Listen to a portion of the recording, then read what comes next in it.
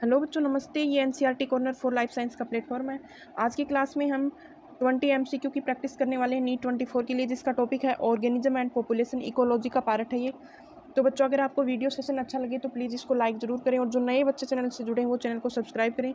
Daily इसके ऊपर MCQ की प्रैक्टिस होती है, वीडियो क्लासेस के अंदर भी और कम्युनिटी पोस्ट के अंदर भी, नीट 24 के लिए। तो इसमें क्वेश्चन नंबर 1 बच्चों दे रखा है, declining age pyramids for human population show.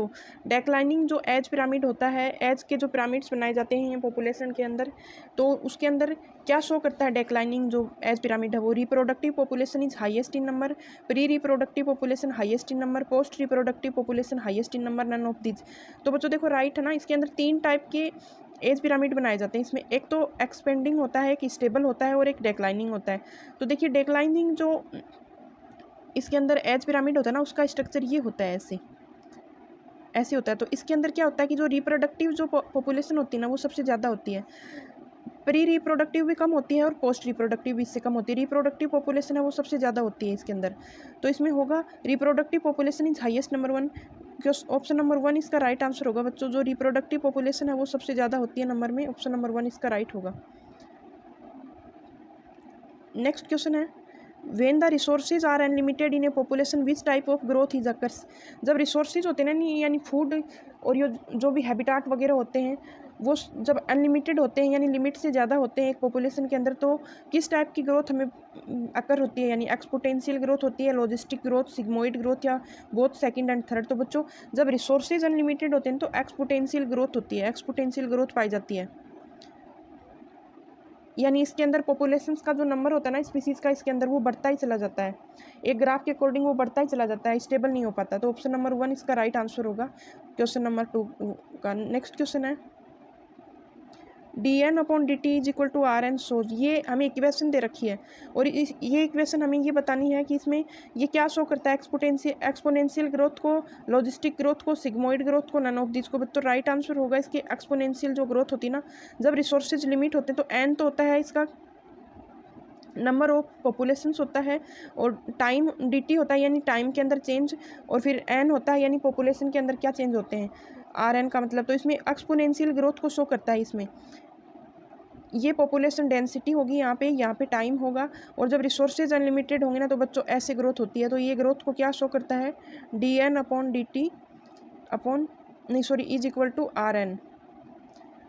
तो ऑप्शन नंबर 1 राइट होगा। नेक्स्ट क्वेश्चन है, dn/dt is equal to R N K -1/k। ये क्या रिप्रेजेंट करते हैं? ये भी हमें इक्वेशन दे रखी है। ये इक्वेशन क्या शो करती है हमारे?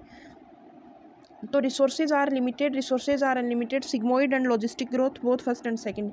तो देखिए, जो क्वेश्चन नंबर 4 के अंदर जो हमें इक्वेशन दे रखी है ना बच्चों, उसके अंदर हमें ये इक्वेशन कब मिलती है? जब रिसोर्सेज हैं वो लिमिटेड होते हैं, सिग्मोइड ग्रोथ होती है, सिग्मोइड हमें ग्राफ मिलता है, और लॉजिस्टिक ग्रोथ होती है। तो देखो, इसमें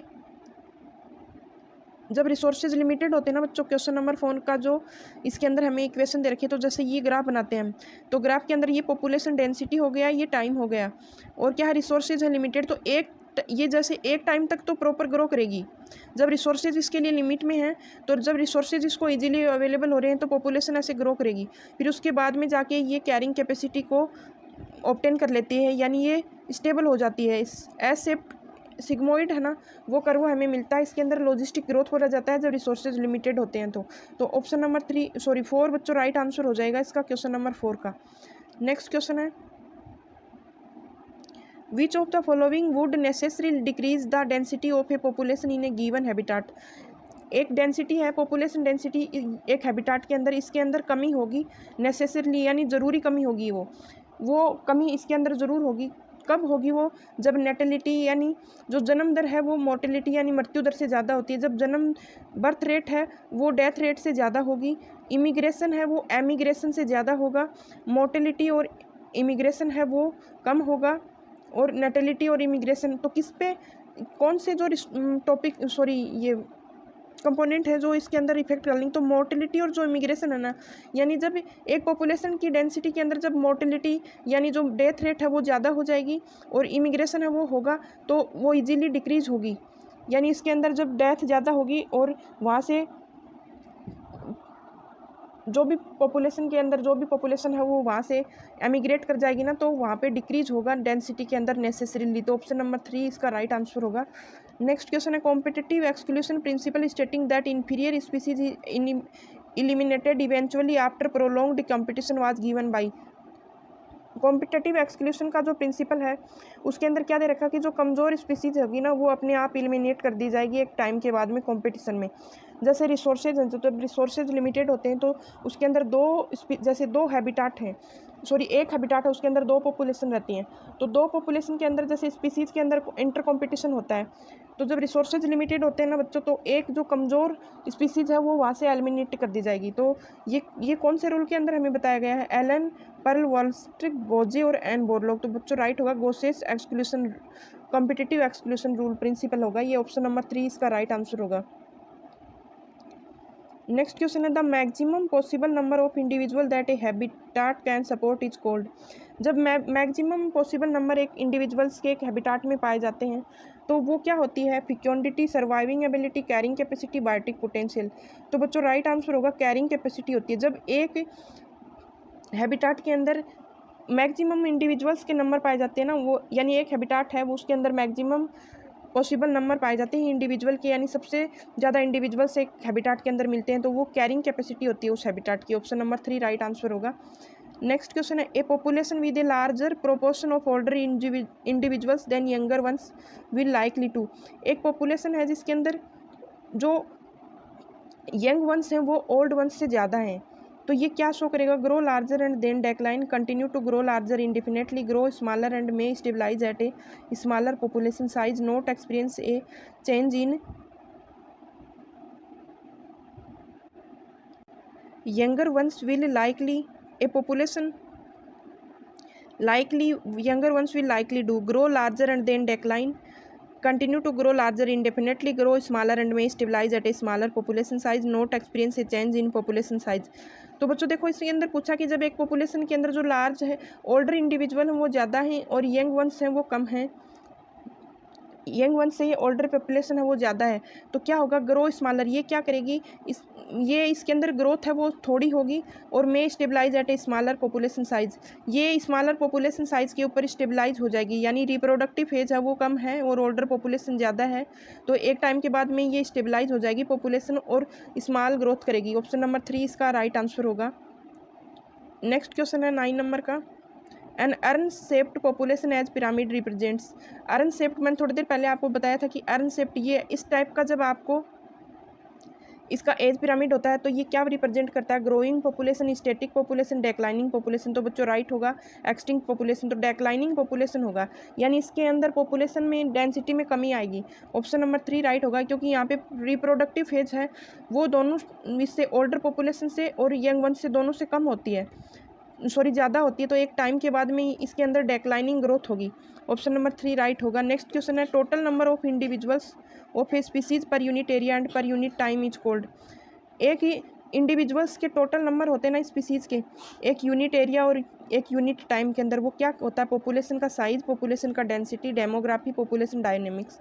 तो बच्चों राइट आंसर होगा पॉपुलेशन डेंसिटी। जब एक यूनिट टाइम के अंदर यूनिट एरिया के अंदर इंडिविजुअल स्पीसीज का जो टोटल नंबर होता है ना बच्चों, वो होता है पॉपुलेशन डेंसिटी। ऑप्शन नंबर 2 इसका राइट आंसर होगा। नेक्स्ट क्वेश्चन है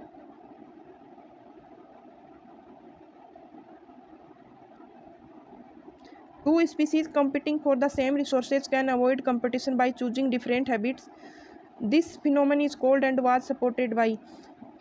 इसके अंदर दे रखा कि दो स्पीसीज हैं वो एक सेम रिसोर्सेज के लिए कॉम्पीट करती हैं और ये कंपटीशन है ये अवॉइड हो जाता है जब वो दो डिफरेंट हैबिटाट को चूज कर लेती हैं, यानी वो जब एक हैबिटाट के लिए वो कंपटीशन होता है ना उसके अंदर, तो वो तो होता है गोजे का एक्सक्लूशन रूल, लेकिन वो डिफरेंट हैबिटाट को चूज कर लेती हैं, यानी वो वहाँ से जो एक स्पीसीज है वो दूसरे हैबिटाट को चूज कर लेती है। तो ये फिनोमेना क्या होता है और किसके द्वारा सपोर्ट किया गया था?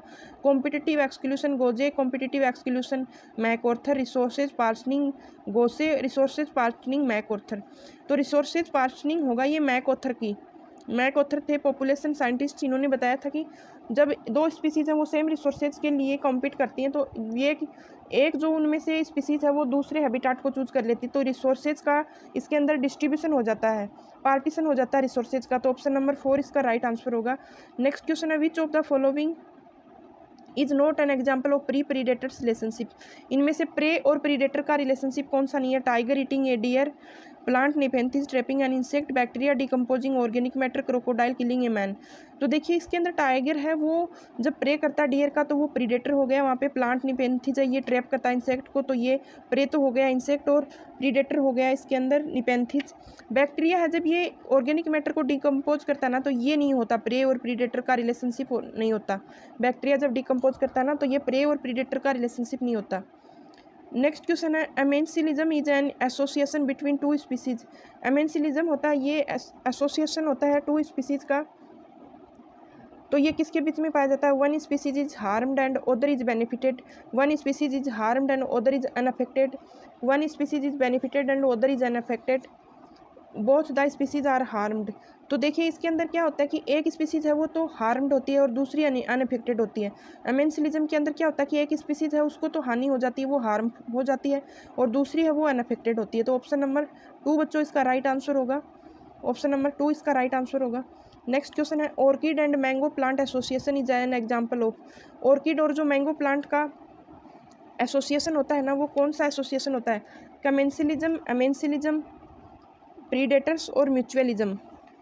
तो बच्चों ऑर्किड को जो प्लांट होता है ना ये इसके ऊपर कॉमेंसिलिज्म का एग्जाम्पल होता है, ऑप्शन नंबर 2। ये एपीफाइट होता है, मैंगो का जो ट्री होता है ना उसके ऊपर ऑर्किड उगता है एपीफाइट के रूप में यानी अधि पादप के रूप में।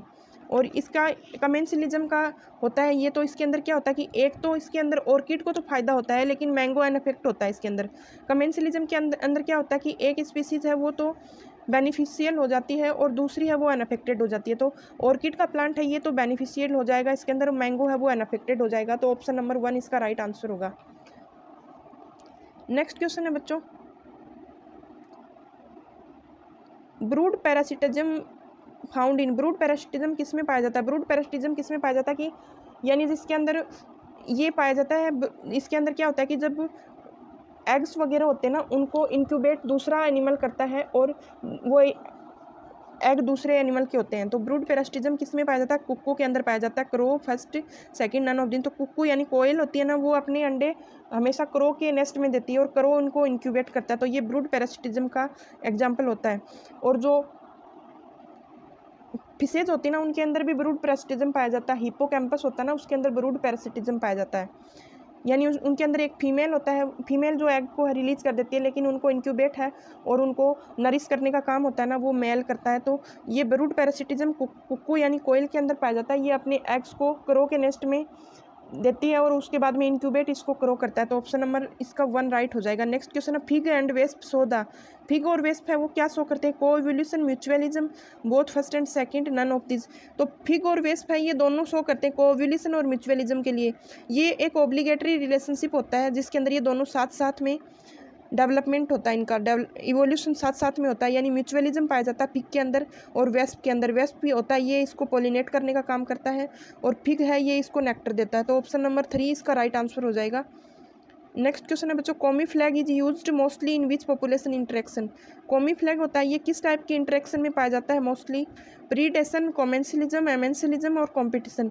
तो बच्चों कॉमी फ्लैग होता है ये प्रीडेशन में पाया जाता है। जब कॉमी फ्लैग क्या होता है कि जैसे कोई भी एनिमल या एनिमल इंसेक्ट कोई भी होता है वो अपने कलर को इन्वायरमेंट के अकॉर्डिंग प्रीडेटर से बचने के लिए चेंज कर लेता है। ये क्या होता है? कॉमी फ्लैग का एक्शन होता है और ये प्रीडेशन में पाया जाता है। पॉपुलेशन इंटरेक्शन इनके अंदर प्रीडेशन के अंदर कॉमी फ्लैग पाया जाता है।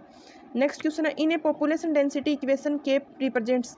पॉपुलेशन डेंसिटी के इक्वेशन के अंदर के किसको रिप्रेजेंट करता है? Natural resources, population density, carrying capacity, intrinsic rate of natural increases. तो बच्चों राइट आंसर होगा कैरिंग कैपेसिटी। के होता है ये वहन क्षमता होती है यानी कैरिंग कैपेसिटी। जब एक हैबिटाट के अंदर रिसोर्सेज एक लिमिटेड रिसोर्सेज के अंदर ज़्यादा से ज़्यादा मैक्सिमम नंबर ऑफ इंडिविजुअल्स पाए जाते हैं तो वो क्या होती है? उस हैबिटाट की कैरिंग कैपेसिटी होती है। ऑप्शन नंबर 3 इसका राइट आंसर होगा। नेक्स्ट क्वेश्चन है जे shaped curve forms in which growth. J shape का जो कर्व होता है वो किस ग्रोथ के अंदर पाया जाता है? Exponential growth, logistic growth, sigmoid growth और नन ऑफ दिस। तो बच्चों राइट होगा सिग्मोइड ग्रोथ, सॉरी एक्सपोनेंशियल जो ग्रोथ होती है ना उसके अंदर जे शेप्ड का पाया जाता है कर्व है इसके अंदर, ये पॉपुलेशन डेंसिटी हो जाएगा यहाँ पे, और यहाँ पे इसका टाइम हो जाएगा। और रिसोर्सेज जब अनलिमिटेड होते हैं तो जे शेप्ड का कर्व बनता है, तो ये एक्सपोनेंशियल ग्रोथ के अंदर पाया जाता है। नेक्स्ट क्वेश्चन है, Cuscuta is an example of, Cuscuta किसका एग्जाम्पल है? पैरासिटिज्म, कमेंसिलिज्म, म्यूचुअलिज्म और कॉम्पिटिशन। तो बच्चों कस्कुटा होता है ये पैरासिटिज्म का एग्जाम्पल है। कस्कुटा के अंदर क्लोरोफिल एब्सेंट होता है, ये एक प्लांट होता है जो पैरासाइट होता है प्लांट्स के ऊपर, एक तरह की ये बेल होती है जिसको लोकल लैंग्वेज में अम्बर बेल बोला जाता है। तो ये पैरासिटिज्म का एग्जाम्पल है, ये दूसरे प्लांट्स के ऊपर उगता है और उन्हीं से न्यूट्रिशन लेता है। तो ये थी बच्चों आज की वीडियो क्लास ऑर्गेनिज्म और पॉपुलेशन चैप्टर से। अगर आपको क्लास अच्छी लगी तो प्लीज़ सेशन को लाइक ज़रूर करें, और जो नए बच्चे चैनल से जुड़े हैं वो चैनल को सब्सक्राइब करें। Thank you.